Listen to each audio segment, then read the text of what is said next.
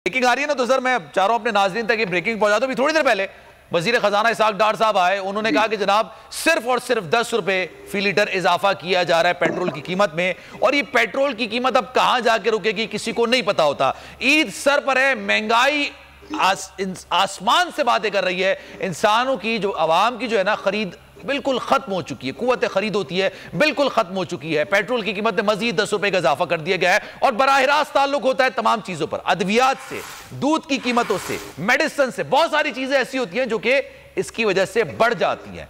अब IMF से कोई डील नहीं हो पा रही, लेकिन एक और महंगाई का बम गिरा दिया गया है, पेट्रोल बम गिरा दिया गया है। इसाक डार साहब आए थे, उन्होंने अनाउंस किया, अनाउंस करके चले गए। हवाए नफ्स की है हुक्मरानी, लुटेरा कर रहा है पासबानी। बोल न्यूज के मार्केटिंग हेड आकाश राम ताहाल लापता, तफ्तीशी इदारे जवाब देने से कासिर, अहले खाना परेशान, बेटे की जुदाई में मां गम से निढाल। जो बच्चो हिंदू पर आए थे जो को पाकिस्तानी, मुखे मेहरबानी करे पंहिंजो आकाश वापस कयो। हुकूमत से बेकसूर और मुहिब्बे वतन बेटे की बाजियाबी के लिए फरियाद।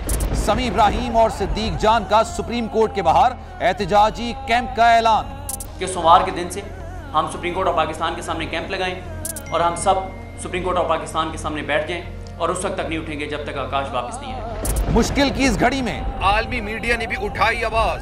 CNN, आज तक, इंडिया टुडे, टाइम्स नाउ समेत आलमी मीडिया ने आकाश राम के अगवा के खिलाफ दिया बोल का साथ। उफ क्या जुल्म है, बोल इंसाफ का मुंतजिर। सब्सक्राइब करें और बेल दबाएं ताकि कोई खबर रह न जाए।